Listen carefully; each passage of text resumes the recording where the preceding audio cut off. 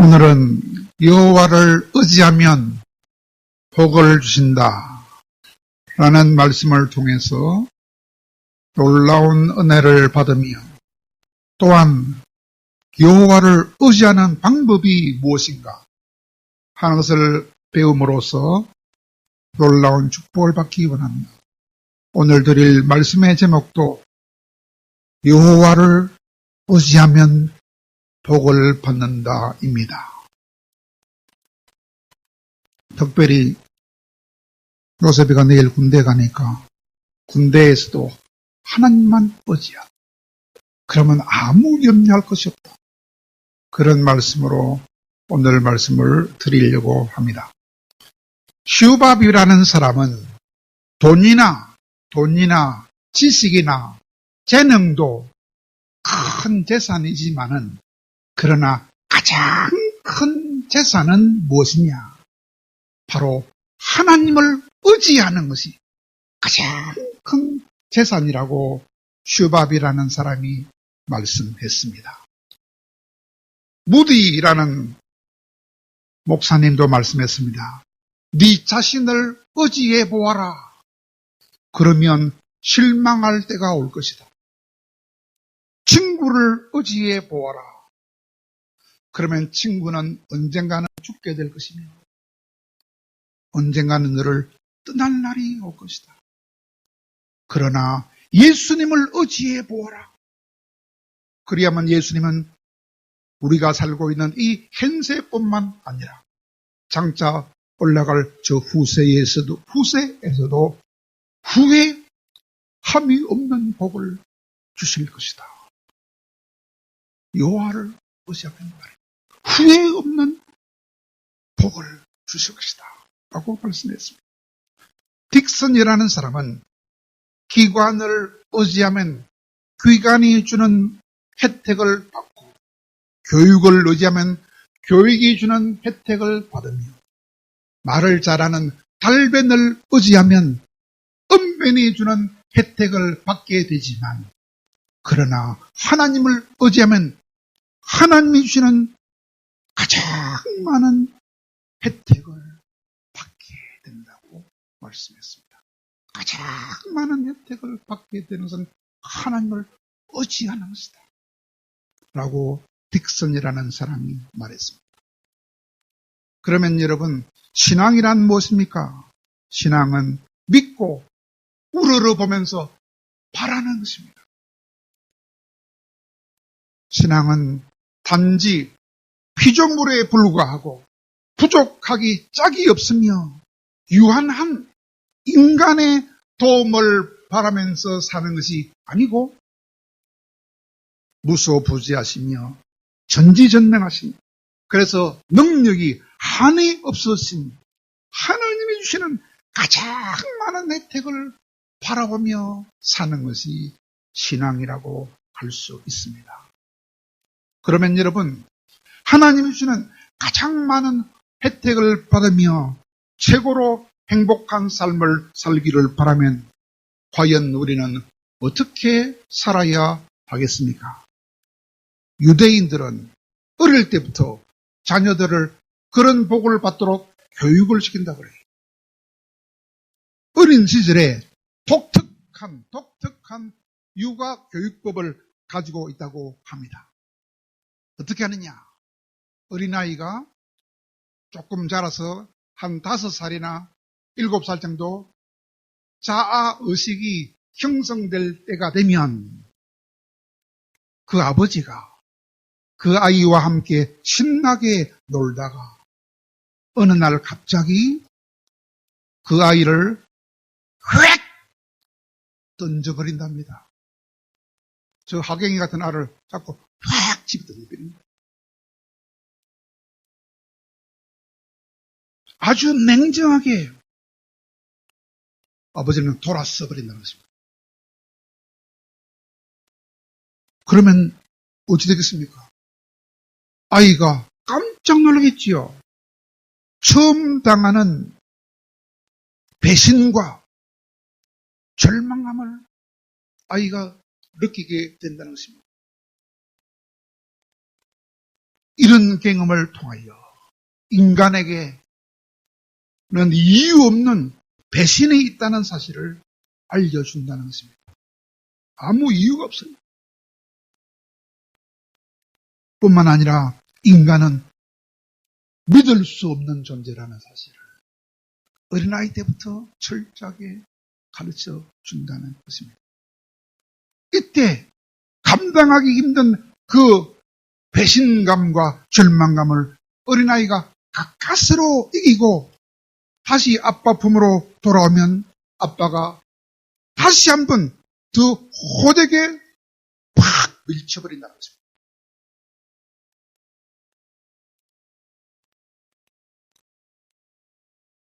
그러면 그 아이는 그 아픔을 제대로 소화하기가 대단히 힘들 것입니다. 왜냐하면 아빠한테 아이는 어떤 존재입니까? 아이한테 아빠란 어떤 존재입니까? 사랑의 대상이요. 다정한 친구요. 자기 삶을 전적으로 책임져주는 마치 하나님과 같은 존재가 바로 아빠, 엄마 아닙니까? 그런 아빠나 엄마로부터 전혀 예상하지 못한 아무 이유 없는 배신을 아이가 당하게 된다면 그 아이는 그 아픔을 제대로 소화하기가 대단히 힘들 것입니다.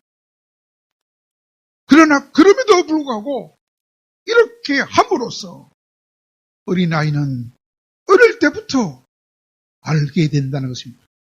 아, 사람은 아무도 믿지 못할 존재들이고 우리 아빠도 배신할 수 있구나 하는 사실을 깨닫고 단지 하나님만 의지하는 것을 어린아이가 절실하게 배우게 된다는 것입니다. 그런 아이라야 장차 영원토록 하나님과 더불어 최고의 삶을 살 수 있다고 하는 것입니다.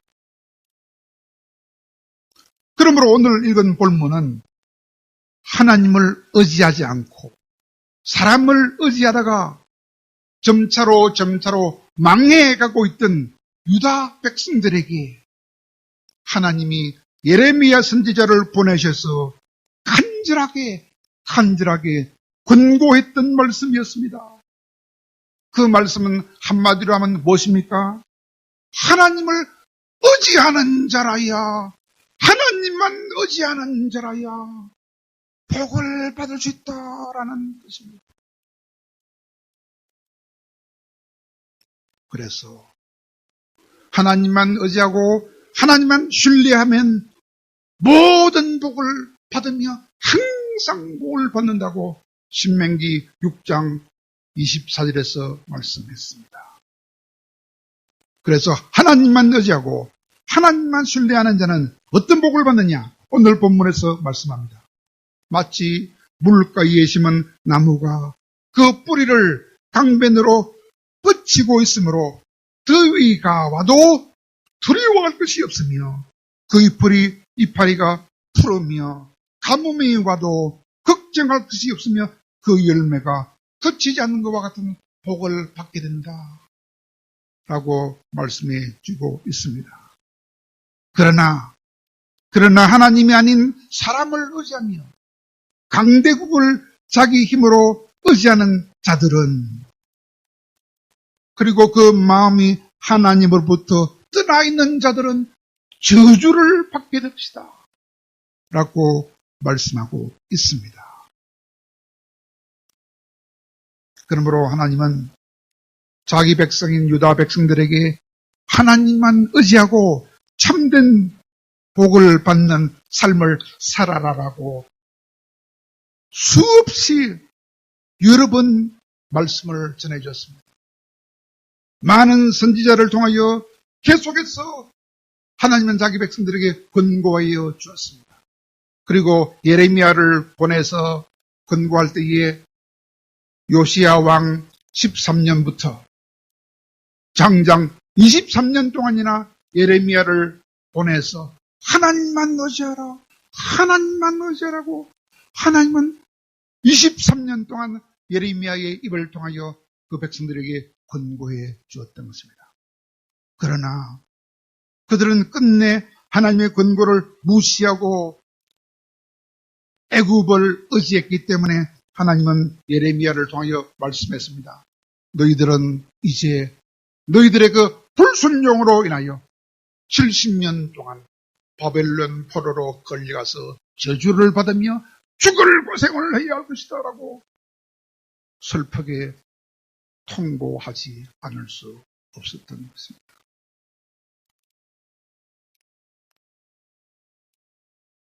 참으로 안타까운 일이었습니다. 그때 누가 가장 하나님 말씀에 불순종했을까요? 하나님을 의지 않고 사람만 의지하면서 가장 하나님을 멸시했던 사람은 누구였을까요? 그는 요시야 왕의 두 번째 아들인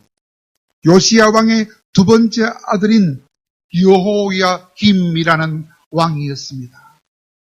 그 여호야김이라는 놈은, 말을 안 들으니까 놈이라 해야 되겠죠.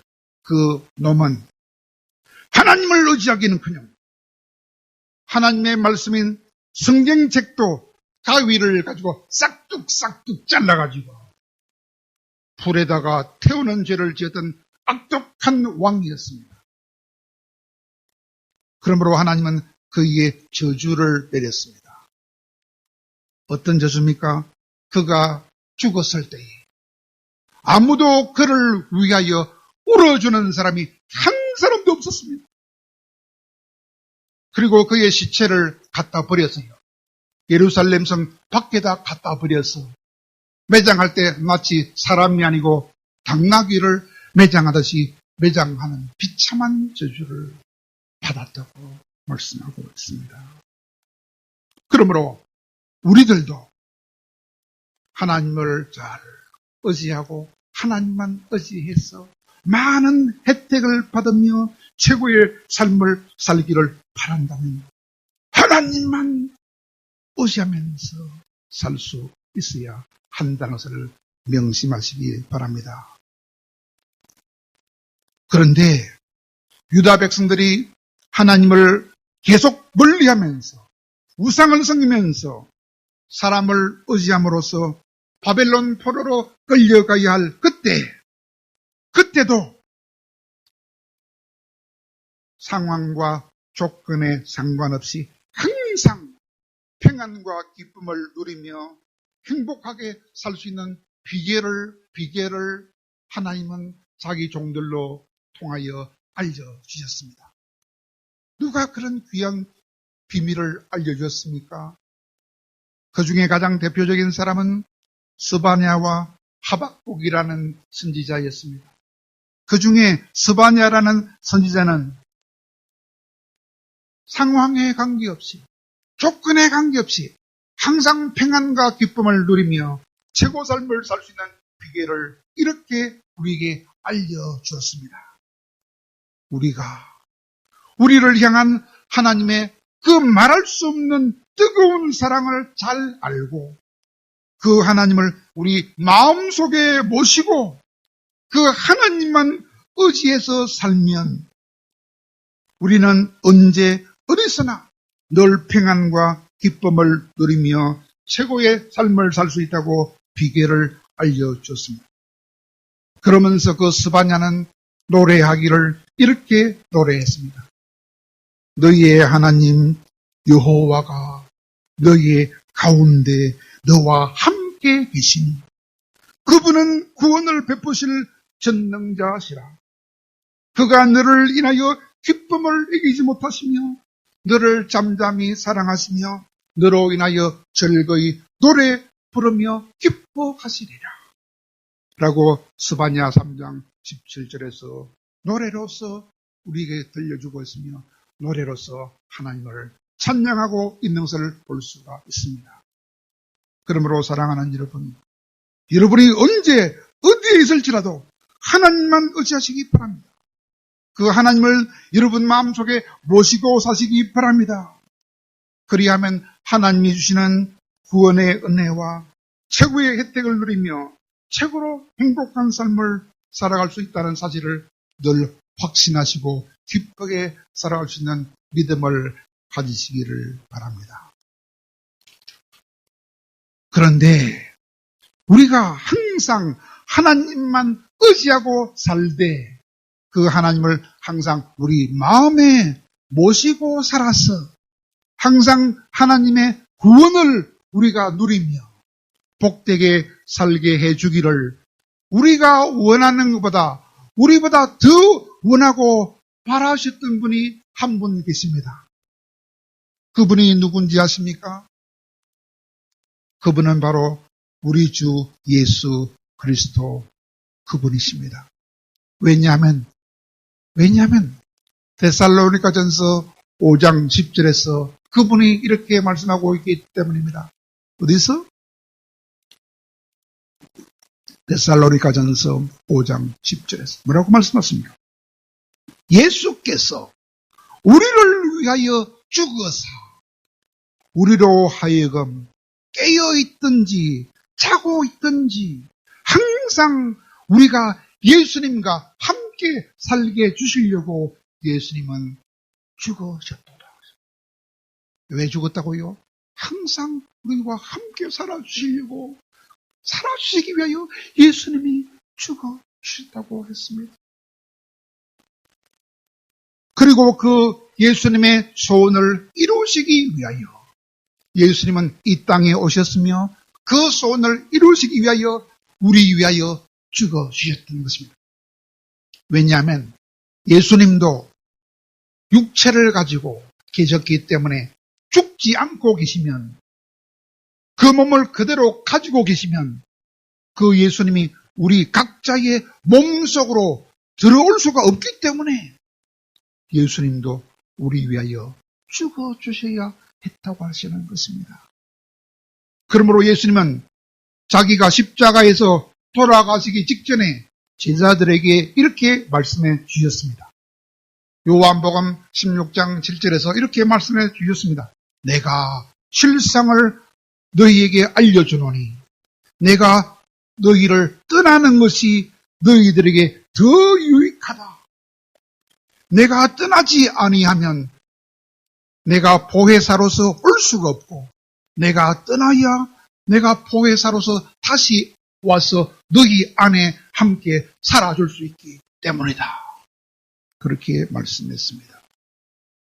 그러므로 예수님은 자나 깨나 항상 우리와 함께 살아주기 위하여 죽어주셨으며 죽은 다음에 부활하신 다음에 하늘로 올라가시 직전에도 우리에게 약속해 주셨습니다.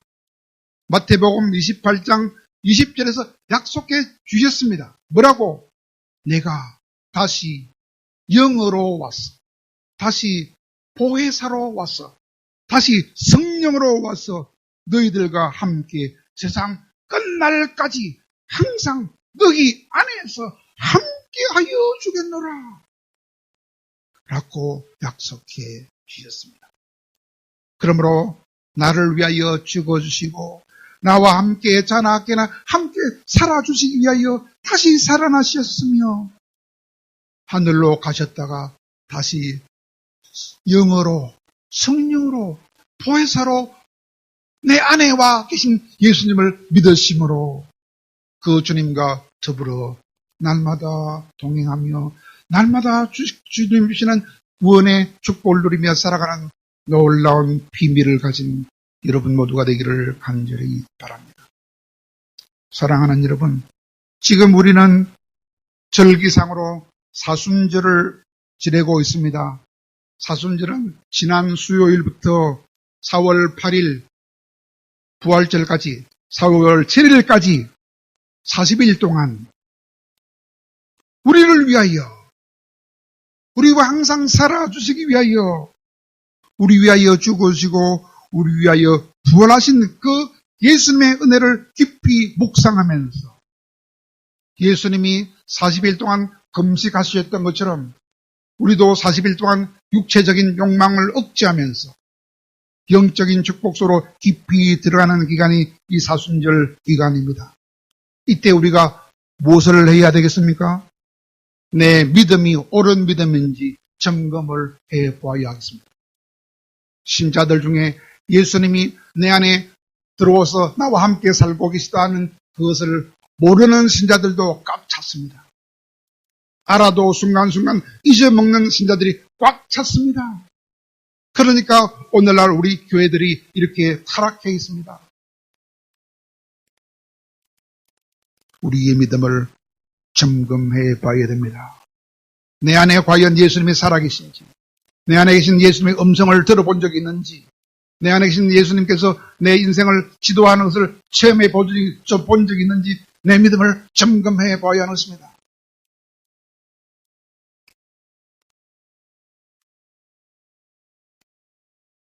여러분, 우리가 예수님을 믿는다고 말하는데 예수님을 믿는다는 것은 도대체 무엇을 믿는다는 것입니까? 두 가지로 말하면, 첫째는 예수님의 피를 통하여 내 죄가 다 용서받음을 확실히 믿음으로 내가 오늘 죽어도 천국 갈 수 있겠구나 하는 그 믿음이 첫째입니다. 두 번째로는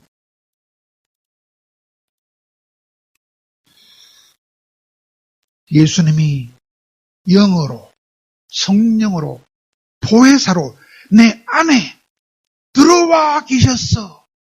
자나 깨나 나와 함께 살아주고 계시면서 내가 기도할 때마다 그 예수님이 성령으로 나에게 나타나시고 성령으로 음성을 들려주시며 성령으로 환상을 보여주심으로 내 문제를 해결하여 주고 계신다는 사실을 확실히 믿음으로 그 예수님과 순간순간 함께 살고 있다 하는 그 믿음이 두 번째 믿음입니다. 그런 믿음을 가진 사람은 오늘 죽음이 와도 죽음도 전혀 두렵지 않은 것이며 내 앞에 어떤 고난이 와도 전혀 두려움이 없는 삶을 살 수 있다는 것입니다. 그런 믿음을 재점검하는 오늘 이 시간이 되기를 간절히 바랍니다. 이제 마지막으로, 그렇다면 하나님을 의지하는 것은 무엇인가? 하나님을 의지하는 구체적인 방법이 무엇인가? 그것을 말씀드리고 그치려고 합니다. 하나님을 의지하는 구체적인 방법은 두 가지입니다. 첫째는 뭐냐? 하나님의 말씀을 의지하는 것입니다. 하나님의 말씀을 의지하는 것입니다. 두 번째는 우리 안에 들어와 계신 예수님을 의지하는 것입니다. 그래서 날마다 말씀을 의지하고 말씀을 읽음으로 그 말씀이 우리에게 하라고 하시는 대로 따라가면 그것이 말씀을 의지하는 삶이며 그런 사람은 가장 복된 삶을 살 수 있는 것입니다. 두 번째로는 날마다 기도함으로 내 안에 계신, 내 안에 성령으로 와 계신 주님의 음성을 듣는 것, 내 안에 계신 주님의 음성을 의지하며 내 안에 계신 예수님만 의지하며 그분의 음성을 듣되 기도함으로, 간절하게 기도함으로, 날마다 기도함으로 그분의 음성을 들음으로 그분의 인도를 받아 살아가는 것, 그것이 하나님을 의지하는 방법이라고 하는 것입니다.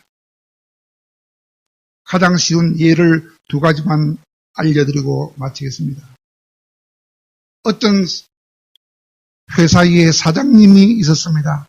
그 사장은 시간이 날 때마다 직원들에게 하나님의 말씀을 전했습니다. 그런데 그 중에 한 직원이 이렇게 말했어요. 사장님, 성경 말씀은 그냥 인쇄된 종이에 불과한 것입니다. 나는 그 말씀을 하나님 말씀으로 인정할 수 없습니다. 이런 놈이 있었어요. 근데 어느 날 그 놈이 사장님 돈 좀 빌려주이소. 그래서 이때다 하고 사장님이 종이 쪽지에다가 오늘 밤 12시에 우리 집에 오라. 쪽지를 딱 줬어요. 그랬더니 그날 밤에 12시에 찾아왔답니다. 그래서 사장이 자네 정신 있어? 지금 몇 시인데 남의 입에 찾아와. 그렇게 말하니까 사장님 쪽지대로 왔습니다. 쪽지 쓰는 그 글자를 믿고 왔습니다. 뭐라고? 종이 글자, 그 글자를 믿고 왔다고? 하니까 그 종이에 사장님이 써놓은 그 글자를 보고 사장님의 뜻인 줄 알고 왔습니다. 그러니까 그때 비로소 웃으면서 어서 들어와 하면서 너는 그 쪽지의 글자를 믿고 돈을 받으러 왔지만은 그보다 더 큰 신뢰성을 가진 것이 있다네. 그것이 바로 하나님의 말씀이라네. 라고 하니까 그 청년이 그때부터 하나님의 말씀을 믿게 되었다는 것입니다.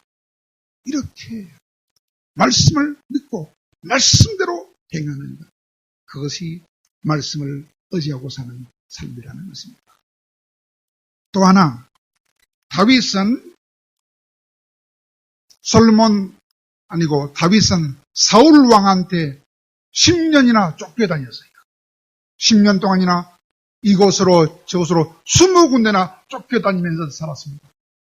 그런 중에 한 번은 다윗이 기도를 제일 많이 하는 사람 사무엘이 사는 곳으로 도망을 갔어요. 그곳은 라마 나요시라는 곳입니다. 얼마나 사무엘이 기도를 많이 했던지 그곳에 그 근처가 성령이 쫙, 사무엘 속에 계셨던 성령이 쫙 흘러나와서 그 근처가 다 성령이 충만한 곳이었습니다. 그래서 사울 왕이 다윗이 그곳에 도망갔다는 정보를 입수하고 잡아오라라고 수색대를 3번이나 파송했습니다. 그런데 잡아오라고 보냈던 수색대가 3번이나 보냈는데 전부 다 그곳에 가서 성령 충만을 받아가지고 더 잡아올 생각은 안 하고 예언만 쭉 입에서 예언을 쭉쭉쭉 하는 거예요. 그 말을 듣고 화가 나가지고 사울 왕이 나도 한번 가서 확인하고 다윗을 잡아와야 되겠다 하고 다윗을 잡으러 갔는데 지도 그곳에 가서 성령 충만 가지고 얼마나 뜨거운 성령 충만을 받아들이 몸이 뜨겁서 땅바닥에 들어 누워가지고 예언을 하셨어요. 이 정도로 기도 많이 하는 사람들. 그 안에 들어와 계신 예수님 성령으로 능력을 나타내 주시며 모든 문제가 저절로 해결되는 놀라운 역사를 체험하게 된다는 것입니다. 그러므로 여러분들도 예사로 생각하지 말고 날마다 성령으로 많이 기도하시기 바랍니다. 그리하면 내 안에 계신 예수님이 나타나셨어. 환상으로, 음성으로 나타나셔서, 기적으로 나타나셔서 여러분의 근심과 걱정과 고민을 쫙 풀으시는 역사가 나타났습니다. 그러므로 사랑하는 여러분, 이 사순절에 우리가 우리 믿음을 새롭게 세우시기를 바랍니다. 믿음은 2가지라 그랬지요. 예수님의 피로 인하여 모든 죄를 사함받았으니 오늘 죽어도 나는 천국 갈 수 있겠구나 하는 믿음을 굳게 세우시기 바랍니다. 또 하나는 예수님께서 나와 함께 자나깨나 나와 함께 살아주시려고 내 안에까지 와 계시구나. 그분께 날마다 기도하면 그분이 내 모든 고난과 염려와 걱정을 다 해결해 주시는 방법을 성령으로 알게 하여 주시는구나. 그 믿음을 세우시기 바랍니다. 그래서 날마다 성경을 넉 장씩 읽으면서 그 말씀을 의지해서 말씀대로 살아감으로 가장 복된 삶을 사시고, 또 말씀에 없는 경우에는 간절하게 기도함으로 내 안에 계신 예수님이 다 듣고 계신다는 사실을 확신하시고 기도함으로 성령의 감동을 받아 해결책을 얻어서 해결책대로 따라감으로 모든 문제를 해결받아서 어떤 고난, 어떤 문제, 어떤 염려, 고통, 염려가 올지라도 늘 성령 안에서 기쁨과 평강을 누리며 항상 행복하게 살아가는 진짜 복받은 최고 삶을 살아가는 우리 모두가 되기를 간절히 바랍니다.